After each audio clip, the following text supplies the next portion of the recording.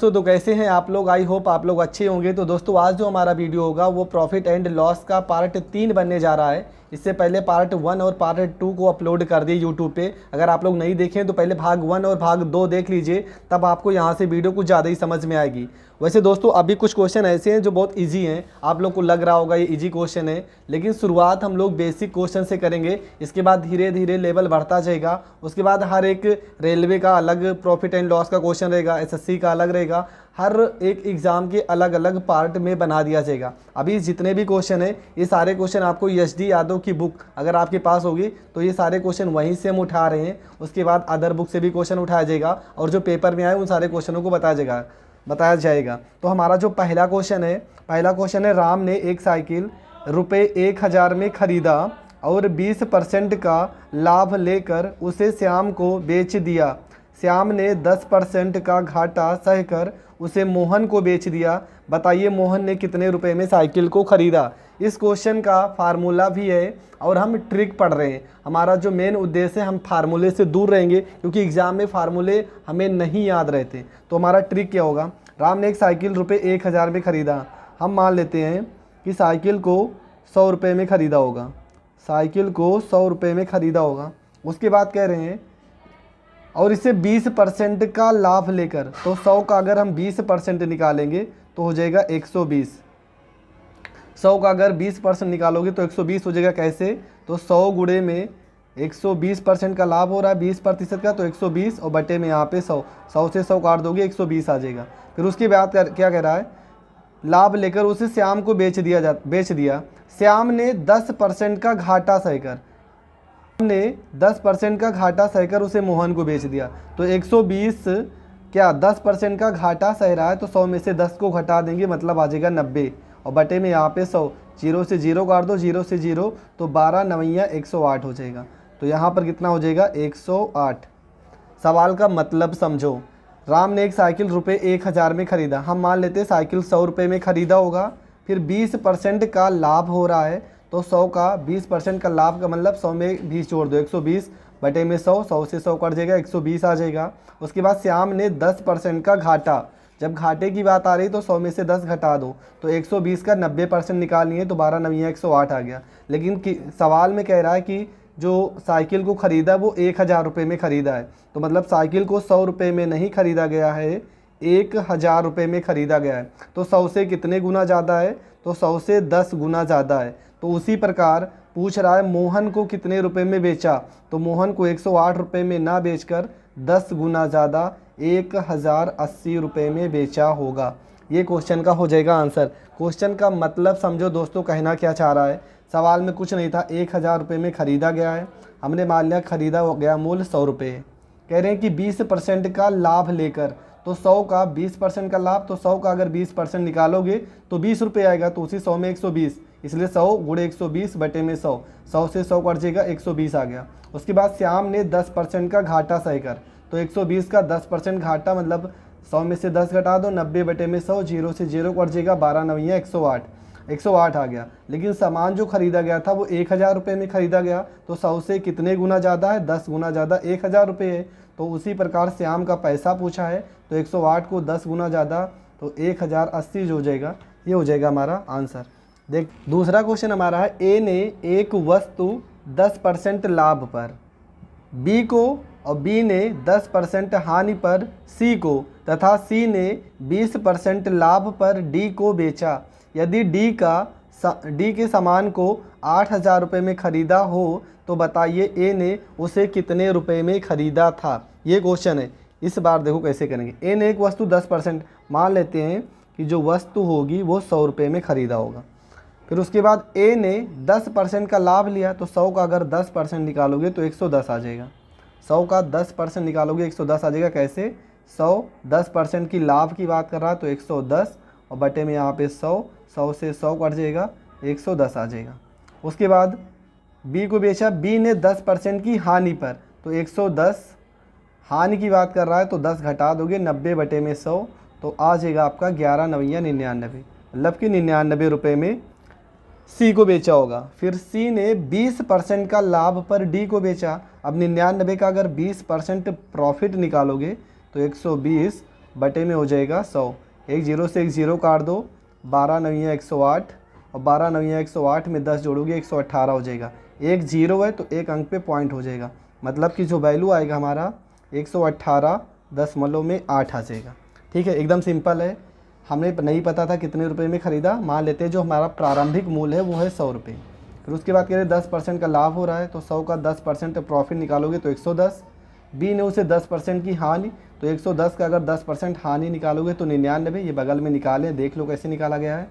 उसके बाद सी ने 20% का लाभ पर डी को बेचा, तो 99 का 120, मतलब 20% प्रॉफिट है, तो 120 बटे में 100, जीरो से जीरो, 12 को 99 से गुणा करोगे 1188, एक जीरो है तो एक अंक पे पॉइंट है। लेकिन बात क्या बोला समान में, यदि डी को, ये आपका डी वाला मूल्य है, ये आपका ए का मूल्य है, ये आपका बी का मूल्य है, ये आपका सी का है, ये आपका डी का है। लेकिन सवाल में कह रहे हैं यदि डी को सामान 8000 रुपये में ख़रीदा हो, तो सामान जो डी ने ख़रीदा है वो 8000 रुपये में ख़रीदा है। अब देखो यहाँ पे थोड़ा सा कैलकुलेशन थोड़ा सा टफ हो गया, पर एकदम सिंपल है। तो 118.8 कितने गुना 8000 है, तो कितने गुना ज़्यादा है, तो 67.34 34। आप इसके भाग करके देख लो, 67.34 ही आएगा आपका। तो कितने गुना ज़्यादा है, 67.34 गुना ज़्यादा है। तो उसी प्रकार ए का पूछा है कि ए उसे कितने रुपए में ख़रीदा होगा, तो ए 100 को कितने गुना 67.34 से अगर 3 4 से गुणा कर देंगे तो आ जाएगा 67 और यहाँ पे 34 हो जाएगा। 2 अंक पे पॉइंट है तो 2 जीरो इससे कट जाएगा और ये आ जाएगा ए का रुपये कि ए ने 6734 रुपये में उस वस्तु को ख़रीदा होगा। एकदम सिंपल है। इस ट्रिक से फ़ायदा ये है कि आपको फार्मूला याद करने का ज़रूरत नहीं पड़ेगा। अगर फार्मूला याद करना है तो बुकों में फार्मूला क्या लिखा है, फार्मूला होता है आपका अंतिम मूल्य। इस सवाल में अंतिम मूल्य आपका क्या था 8000 रुपये, और यहाँ पे आप लिख सकते हो प्रारंभिक मूल्य और गुणे में जो प्रतिशत लाभ हानि, ये सारी वैल्यू लिखी रहती है ना। 10% का लाभ हुआ तो 110/100, यहाँ 10% की हानि हुई तो 90/100। ये सारी चीज़ें लिख के इस फार्मूले से भी आप हल कर सकते हो। फार्मूले तो किताबों में हैं, अगर फार्मूले से हम सवाल बताएंगे तो बताने का मतलब ही क्या होगा, आप बुक से ही पढ़ लो। तो हम फार्मूले से सवाल नहीं बताएंगे क्योंकि एग्ज़ाम में फार्मूले नहीं याद होते। तो प्रेजेंट टाइम में आप कॉन्सेप्ट सीखो, इस कॉन्सेप्ट से सारे कितना भी आपको क्वेश्चन बजाएगा पर आपका आंसर आ जाएगा। आप किसी भी क्वेश्चन को ऐसा नहीं होगा कि इस फार्मूले से, इस ट्रिक से आप ना कर सको। तो क्वेश्चन नंबर 3 देखते हैं। क्वेश्चन नंबर 3 है कि एक व्यक्ति अपना सामान 10% लाभ पर बेचता है।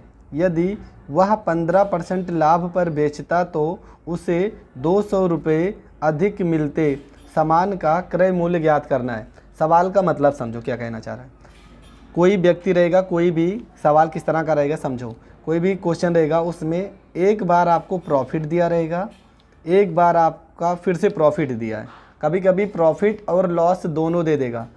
सिंपल है, अगर दोनों बार आपका प्रॉफिट हो या दोनों बार आपका लॉस हो, मान लो अगर दोनों बार आपका प्रॉफिट है, दोनों बार अगर आपका प्रॉफिट है या दोनों बार आपका लॉस है, या एक बार प्रॉफिट है और एक बार लॉस है, और लास्ट में कहेगा 200 रुपये कम मिलते हैं, अधिक मिलते हैं, ज़्यादा मिलते हैं, कुछ इस तरह से क्वेश्चन बोलेगा।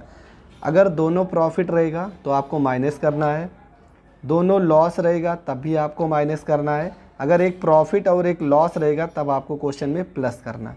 तो सवाल का मतलब आप समझ गए होंगे। एक व्यक्ति अपना सामान 10% लाभ पर बेचता है। यदि वह 15% लाभ पर बेचता तो उसे 200 रुपये अधिक मिलते। मतलब इन दोनों का गैप 15% और माइनस में 10% का जो गैप आ रहा है वो कितने के बराबर आ रहा है, 200 रुपये का। तभी तो उसको अधिक मिल रहे हैं। मतलब इन दोनों का जो अंतर होगा 5%, वही तो इतना अधिक है। तो 15 में से 10 घटाओगे 5% बराबर कितना, 200 रुपये। 5 से 200 को काटोगे आ जाएगा 40। यहाँ पर आ जाएगा 1% बराबर कितना, 40 रुपये। सवाल में आपको क्रय मूल्य निकालना है और कोई भी चीज़ हम लोग परसेंट में 100 मानते हैं। तो यहाँ पे 100% अगर इसको कर रहे हैं तो 2 जीरो यहाँ पे बढ़ा रहे हैं, तो 2 जीरो यहाँ पर भी बढ़ाना पड़ेगा। तो हमारा जो क्रय मूल्य होगा, CP होगा, वो आपका हो जाएगा 4000 रुपये, मतलब 4000 रुपये हमारा आ जाएगा क्रय मूल्य। क्वेश्चन नंबर 4 में क्या कह रहा है, सेम वही सवाल है। देखो हर टॉपिक के हम 3-3 क्वेश्चन उठा लेते हैं, जिस कारण आपको अच्छे इस कारण हम हर एक क्वेश्चन का 3-3 टाइप उठा लेते हैं, जिस कारण आपको अच्छे से क्वेश्चन को सॉल्व करने में समझ में आ जाए। और किसी भी क्वेश्चन में अगर आप डाउट हो तो आप कमेंट करके आप बता दीजिए। मेरा व्हाट्सएप नंबर भी रहता है, आप उस पर भी आप कुछ भी आपका अगर प्रॉब्लम है तो आप उस पर भेज सकते हैं, उसको सोल्यूशन हम भेज देंगे। तो क्वेश्चन है हमारा, महेश ने एक घड़ी 10% हानि पर बेचा, यदि वह उसे 5% हानि पर बेचता तो उसे 60 रुपये अधिक मिलते। महेश ने घड़ी कितने रुपए में ख़रीदा, एक नहीं रहेगा, घड़ी कितने रुपए में ख़रीदा था, ये क्वेश्चन है। यहाँ पे 10% की हानि हो रही है और पुनः फिर से क्वेश्चन में 5% की हानि हो रही। हमने बताया कि जब हानि या प्रॉफिट हो तो दोनों का डिफरेंस निकालते हैं। इसके बाद यहाँ पे 10% की हानि है, 5% दोनों लॉस है, तो यहाँ पे 10% माइनस में 5%, और इन दोनों का जो डिफरेंस है, देखो कह रहा है 60 रुपये अधिक मिलते हैं या कम मिलते हैं या ज़्यादा मिलते हैं, तो आपको इसके माइनस करके इसके इक्वल में लिखना है। तो 10 में से 5 हटाओगे तो यहाँ पे 5% बराबर आ जाएगा 60 रुपये। 5 से 60 को काटोगे आ जाएगा 12 रुपये, मतलब 1% की वैल्यू कितना रुपये आ गई, 12 रुपये। हमने बताया कि परसेंट के सवाल 100 में होते हैं, तो यहाँ पे अगर 100 करोगे, 2 जीरो बढ़ा रहे हो तो यहाँ पर भी 2 जीरो बढ़ा दो, तो घड़ी का जो क्रय मूल्य था CP था, वो कितना रुपये आ जाएगा, 1200 रुपये, और ये हो जाएंगे आंसर। तो बढ़ते हैं क्वेश्चन नंबर 5 की ओर। क्वेश्चन नंबर 5 में क्या कह रहा है कि एक व्यक्ति ने अपना फर्नीचर 15% लाभ पर बेचा, ये पॉइंट आप पकड़ लो, 15% लाभ पर बेचा, यदि वह 10% हानि की बात आ गया, 10% हानि पर बेचता तो उसे 500 रुपये कम मिलते। कम बोले या अधिक बोले या ज़्यादा, उससे आपको कोई मतलब नहीं है। क्वेश्चन कहना क्या चाह रहा है बस आपको वो समझना है। तो फर्नीचर का क्रय मूल्य ही निकालना है, हर सवाल में आपको CP निकालना है। तो यहाँ पे प्रॉफिट और लॉस दोनों आ गया, प्रॉफिट भी आ गया और लॉस भी आ गया, दोनों परसेंट में। हमने बताया जब इस तरह का क्वेश्चन आएगा प्रॉफिट और लॉस दोनों रहेंगे, तब आपको दोनों को प्लस करना है। तो यहाँ पे आपका 15% और प्लस में आपका 10% हो जाएगा, इक्वल कितने की है, 500 रुपये। तो यहाँ पे हो जाएगा 500 रुपये। 15 में 10 जोड़ोगे, यहाँ पे हो जाएगा 25%, बराबर कितना हो जाएगा, 500 रुपये। 25 को 500 से काट दोगे आ जाएगा 20 रुपये, क्योंकि 25 दूना 50 और 0 है तो 0। तो 1% की वैल्यू कितना आ गया, 20 रुपये। तो 100% की वैल्यू, तो यहाँ पर भी 2 जीरो बढ़ा दो, तो हमारा जो क्रय मूल्य होगा फर्नीचर का CP जो होगा वो आपका हो जाएगा 2000 रुपये, और ये हो जाएगा आपका आंसर। तो 3 टाइप के क्वेश्चन बता दिए। अब टाइप करते हैं चेंज। टाइप अगर चेंज करेंगे तो हमारा जो 6वां क्वेश्चन है, सवाल क्या है, टाइप चेंज हो गया, सवाल कैसे होगा। एक दुकानदार ने 2 TV सेटों को एक ही मूल्य पर बेचता है, बस ये आपको पकड़ना है। एक ही मूल्य पर बेचता है, एक पर उसे 20% का प्रॉफिट हो रहा है और दूसरे पर उसे 20% की हानि हो रही है, तो उसे दोनों पर कुल कितने प्रतिशत का लाभ या हानि होगा। इस तरह के सवाल कैसे होंगे, कोई भी सामान रहेगा उसको एक ही मूल्य पर बेचेगा, 2 सामान रहेगा जिसको एक ही मूल्य पर बेचेगा, पहले पे आपको जितने का प्रॉफिट होगा दूसरे पर उतने ही का हानि होगा, लॉस होगा। तो सवाल में हमेशा इस तरह के क्वेश्चन में हमेशा हानि प्रतिशत ही निकल के आता है। इसको निकालोगे कैसे, तो यहाँ पे देखो क्वेश्चन वगैरह 20% का प्रॉफिट हो रहा है और 20% की हानि हो रही है, तो 20 गुणे में 20 और बटे में यहाँ पे क्या हो जाएगा आपका 100, ठीक है। तो यहाँ पे एक जीरो से एक ज़ीरो काट लो, एक जीरो से एक ज़ीरो काट लो, तो 2 में 2 से गुणा करोगे 4%, और हानि कितना आ जाएगा, 4% का हानि हो जाएगा। यही जो वैल्यू रहती है 20% का लाभ हो रहा है और 20% की हानि भी हो रही है, तो उससे कुल कितने प्रतिशत का लाभ या हानि होगा। तो इस तरह के सवाल में हमेशा हानि होती है। ये तो बेस है, ये फार्मूला किताबों में भी है, तो इसका हम ट्रिक बता दे रहे हैं, ट्रिक कैसे करोगे। तो ट्रिक कैसे होगा, 20% को अगर हम भिन्न में लिखेंगे तो आपको पता है, बहुत बार बता भी चुके, 1/5 आएगा। ये जो वैल्यू रहती है ये आपका CP रहता है, CP। और ये जो वैल्यू है एक, देखो ये प्रॉफिट वाला क्वेश्चन है, तो यहाँ पे 1 रुपये जो होगा प्रॉफिट होगा, मतलब कितना आएगा इसका, 5 रुपये का सामान था, 5 रुपये का सामान था, तो 6 रुपये में बेचा होगा, तभी 1 रुपये का ये प्रॉफिट आ रहा है। अगर इसी का लॉस हम निकालेंगे, ये लॉस की बात कर रहा था, हानि की बात कर रहा है, तो 1/5, 5 रुपये का सामान 1 रुपये की घाटा में बेच रहा है, तो 4 रुपये का बेच रहा होगा। तो CP हमारा 5 रुपये है और बेच कितने का रहा है, 4 रुपये का बेच रहा है। तो यहाँ 5 को 5 से गुणा कर दोगे आ जाएगा 25, 6 को 4 से गुणा कर दोगे आ जाएगा 24। दोनों का अंतर कितना आ रहा, 1 रुपये। हमेशा हमने क्या कहा है, ये वाली वैल्यू जो आगे लिखी रहती है, नहीं तो CP हमने बताया, ये वैल्यू रहेगा बटे में, और परसेंट के सवाल में तो 100 से मल्टीप्लाई करना ही रहेगा। 25 को 100 से काटोगे 4 आ जाएगा, और ये 4% आ गया। अब दिक्कत ये है कि 4% प्रॉफिट है कि लॉस। अब यहाँ पे जो वैल्यू रहती है, ये वैल्यू आपकी होती है CP, और ये वाली जो वैल्यू निकल के आती है ये आपकी रहती है SP। तो CP 25 रुपये है और SP आपका 24 रुपये है। तो आप खुद ही देख लो, यहाँ पर 1 रुपये में अंतर है, और ये CP वैल्यू ज़्यादा है। मतलब 25 रुपये का सामान 24 रुपये में अगर बेच रहा है तो उसको हानि होगा। तो 4% ये जो वैल्यू आ रही है ये लॉस की आ रही। तो ये आपका ट्रिक है, ये तो फार्मूला बुकों में भी है। तो आप चाहे इस फार्मूले से करो चाहे इस फार्मूले से करो, दोनों से आपके आंसर आ जाएंगे। तो हमारा जो अगला क्वेश्चन है वो हमारा क्वेश्चन है, एक व्यक्ति 2 वस्तुओं में से प्रत्येक को 99 रुपये में बेचता है। एक पर उसे 10% की हानि होती है और दूसरे पर उसे 10% का लाभ होता है। तो पूरे सौदे में लाभ या हानि परसेंट बताओ। तो सेम वैसे ही क्वेश्चन है, तो पहले इसका बेस ही जान लेते हैं। जो किताबों में क्वेश्चन फार्मूला है, इसमें इस तरह की क्वेश्चन में हमेशा हानि परसेंट ही आता है। हानि परसेंट निकालोगे, हमने क्या कहता है 10% का प्रॉफिट हो रहा है, 10% का लॉस, तो 10 गुणे में 10 और बटे में यहाँ पे आपका हो जाएगा 100। 0 से 0 काट दोगे, 1 को 1 से गुणा करोगे तो 1% का आपका क्या आ जाएगा, हानि, और ये हो जाएगा आंसर। अगर जिस ट्रिक से करना चाहो तो 10% को अगर हम लिखना चाहें तो 1 बटे में 10 लिख सकते हैं। प्रॉफिट अगर होगा तो 10 में 1 जोड़ दोगे। अगर हानि की बात करी जाए तो 10 में से घटा दोगे 9 आ जाएगा। अगर प्रॉफिट की बात कीजिए प्लस में, तो यहाँ पर 1 बटे में 10, 10 में 1 जोड़ दोगे 11 आ जाएगा। तो यहाँ पे पहले हमारा CP था 10, और ये आपका SP हो जाएगा 9 रुपये, और यहाँ पे CP 10 और SP हो जाएगा 11। 10 को 10 से गुणा करोगे 100, 11 को 9 से गुणा करोगे 11 9 या 99। दोनों में अगर अंतर देखा जाए तो 1 रुपये का अंतर आएगा। CP हमेशा बटे में, तो CP हमेशा बटे में, गुणे में यहाँ पे 100, 100 से 100 काट दोगे तो 1% का क्या आ जाएगा, लॉस आ जाएगा। ये हमारा लॉस परसेंट आ जाएगा। ये वैल्यू रहती है हमारा क्या, CP रहता है, ये वैल्यू हमारा क्या रहता है, SP रहता है। ठीक है, तो इस ट्रिक से भी करोगे तभी आंसर आएगा, और इससे करोगे फार्मूले से जो बुकों में दिया है तभी आंसर आएगा। ये वाला ये फ़ायदा रहेगा, इससे आप बहुत कुछ निकाल सकते हो। कभी कभी क्वेश्चन में CP भी लिखा रहेगा और SP लिखा रहेगा, तुमसे पूछेगा CP क्या होगा। तो इस क्वेश्चन से आपका यही है कि अगर SP दिया रहेगा तो उससे गुना करके तुलना कर लेना, CP दिया रहेगा तब तुलना कर लेना। तो इस ट्रिक से बहुत सारे क्वेश्चन आप सॉल्व कर सकते हो। इससे तो आपका सिर्फ परसेंट ही आएगा, पर इससे आपका CP SP सारी चीज़ें आ सकती हैं।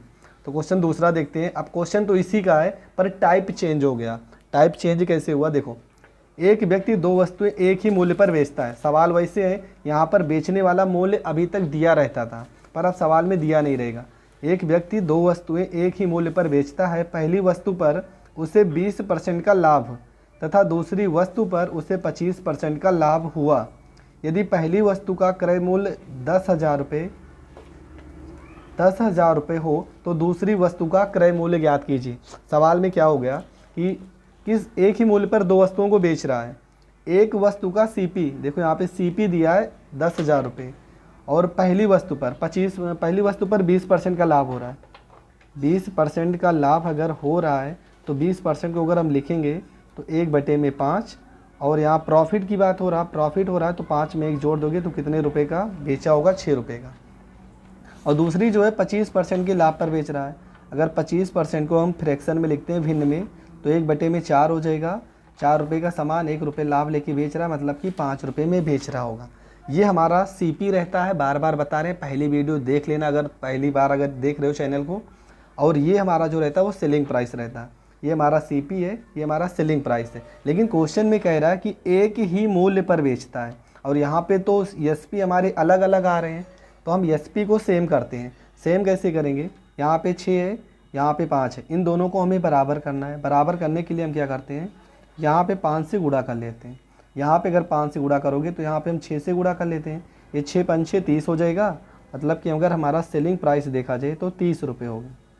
और यहाँ पे भी 6 5 30, मतलब सेलिंग प्राइस दोनों का बराबर होना चाहिए। क्वेश्चन में बोला है कि एक ही मूल्य पर बेचता है 2 वस्तुओं को, तो सेलिंग प्राइस हमारा 30 रुपये हो गया। लेकिन अगर 5 से यहाँ पे गुणा कर रहे हैं तो 5 से गुणा इसमें भी करना पड़ेगा। तो पहली वस्तु का अगर हम CP देखें तो पहली वस्तु का जो CP होगा वो 25 रुपये होगा। अगर दूसरी वस्तु का CP देखें, दूसरी वस्तु का अगर हम CP देखें, सेलिंग प्राइस देखें, तो 6 चौको 24 रुपये हो जाएगा। पहली वस्तु का CP ये 5 से गुणा अगर इसमें करें तो 5 से इसमें भी होगा, 5 से इसमें भी होगा, 6 से गुणा इसमें भी होगा, 6 से गुणा 4 में भी होगा। ठीक है, अब 5 को अगर 5 से गुणा करोगे 50 25, तो पहली वस्तु का CP 25 रुपये और दूसरी वस्तु का CP 24 रुपये हो जाएगा। पर सवाल में कह रहा है कि पहली वस्तु का जो क्रय मूल्य है, देखो लिखा है पहली वस्तु का क्रय मूल्य 10,000 रुपये, तो 25 रुपये ना होके 10,000 रुपये है। तो 25 से कितने गुना ज़्यादा, तो 25 से 400 गुना ज़्यादा है। तो उसी प्रकार दूसरी वस्तु का क्रय मूल्य पूछा है, तो दूसरी वस्तु को भी हम 400 गुना ज़्यादा 400 से गुणा कर देंगे, तो 24 को 4 से गुणा करोगे 9600 रुपये आ जाएगा। तो हमारा जो दूसरी वस्तु का CP रहेगा वो 9600 रुपये, ये हो जाएंगे आंसर। देखो कितने अच्छे से क्वेश्चन को सॉल्व करना है। इसका ट्रिक वो किताबों में फार्मूले हैं, पर हमने बताया फार्मूले नहीं याद होते एग्ज़ाम टाइम में, आपको ये तरीका बेस्ट है। कितना भी घुमा के पूछेगा आप इस तरीके से सॉल्व कर सकते हो। तो इसी टाइप का दूसरा क्वेश्चन है। दूसरा क्वेश्चन है कि महेश अपनी 2 गायों को, यहाँ पे अपनी रहेगा, महेश अपनी 2 गाय को एक समान मूल्य पर बेचता है। बेचने वाली बात आ गई। एक गाय को 10% हानि पर तथा दूसरी गाय को 5% हानि होती है। यदि पहली गाय 9500 रुपये में ख़रीदा तो दूसरी गाय को कितने रुपए में ख़रीदा था। सेम पहले की तरीके क्वेश्चन है जो अभी अभी हमने सॉल्व किया। तो सबसे पहले क्या करते हैं, 10% की हानि की बात कर रहा है। 10% हानि अगर लिखोगे तो 1/10 इसका फ्रैक्शन होगा। यहाँ पे लॉस की बात हो रहा है तो 10 में से घटा दोगे, यहाँ पे 9 हो जाएगा। और 10% और 5% की हानि हो रही है, 5% की इसमें भी हानि हो रही है, तो 1/20 हो जाएगा। 5% अगर हानि निकालोगे, यहाँ पे लॉस है तो 1/20 हो जाएगा। और 20 में 1 घटा दोगे, यहाँ पे लॉस की बात है तो यहाँ पे आ जाएगा आपका 19 आ जाएगा। ठीक है, इसके बाद सवाल में कैसे क्या होगा ये देखो। यहाँ पे लॉस की बात किया था, 10% की हानि हो रही है और इसमें भी 5% की हानि हो रही है। हम क्या करते हैं, इन दोनों को सेम कर लेते हैं। यहाँ पे 9 है, यहाँ पे 19 है, और सेम करने के लिए क्या करेंगे, यहाँ पे अगर हम 9 से गुणा करें और यहाँ पे हमें 19 से गुणा करना पड़ेगा, तब हमारा सेलिंग प्राइस सेम आएगा। अब देखो सेलिंग प्राइस को सेम करने से कोई हमें मतलब नहीं है, हमें हमारा CP चाहिए। तो CP में गुणा करो, क्यों सेलिंग प्राइस में गुणा करोगे। 19 को 9 से गुणा करोगे तो 19 9 171 आ जाएगा। सेलिंग प्राइस हमारा अगर SP सेलिंग प्राइस हो जाएगा, और इसको 19 से भी 9 से गुणा करोगे तभी सेलिंग प्राइस हमारा 171 आना चाहिए, क्योंकि क्वेश्चन में बोला है कि समान मूल्य पर बेचता है, 171 रुपये में बेचा होगा। हमें CP से मतलब है, तो CP फर्स्ट मान लेते हैं और CP सेकेंड मान लेते हैं, हमें इससे तुलना करना है। तो 19 को 10 से गुणा करोगे तो 190 आ जाएगा, और 9 को 20 से गुणा करोगे 20 9 180 आ जाएगा। पर सवाल में कह रहा है कि पहली गाय को 190 रुपये में ना बेच के 9500 रुपये में बेचा गया है। तो कितने गुना ज़्यादा है, एक जीरो से एक जीरो काट दोगे, 19 5 95, मतलब कि 50 गुना ज़्यादा है। उसी प्रकार हमारा ये भी 50 गुना ज़्यादा होगा। 1800 को 180 को 50 से गुणा करोगे तो 1 0 2 0 2 0 लगा देंगे, 18 5 90, और यहाँ पे हो जाएगा 9000 रुपये। तो दूसरी वस्तु का जो दूसरी गाय होगी वो 9000 रुपये में ख़रीदी गई होगी। दोस्तों तुलना करना है हमें, यहाँ पे ये वैल्यू सेम करना है। सेम करने का मतलब सवाल में बोला है कि दोनों गाय को समान मूल्य पर बेचता है, मतलब सेलिंग प्राइस हमारा जो होना चाहिए वो दोनों के लिए SP1 और SP2 मतलब दोनों के लिए समान होना चाहिए। तो इसको समान करना पड़ेगा हमें, और जब यहाँ पे गुणा करें तो यहाँ पर भी गुणा करना पड़ेगा और यहाँ पे भी गुणा करना पड़ेगा। ये इससे कितने गुना ज़्यादा है, 50 गुना ज़्यादा, तो इसको भी इससे 50 गुना ज़्यादा गुणा कर देंगे तो ये 9000 हो जाएगा। तो दोस्तों आज का हमारा जो वीडियो था, आज हमारा वीडियो यहीं तक रहेगा। इसके बाद जो वीडियो होगा उसमें अलग टाइप के क्वेश्चन रहेंगे। अगर आप हमारे यूट्यूब चैनल पे नए हैं तो प्लीज़ चैनल को शेयर और सब्सक्राइब ज़रूर कर लेना। अगर आपको वीडियो पसंद आती है तो लाइक और कमेंट करके ज़रूर बताना।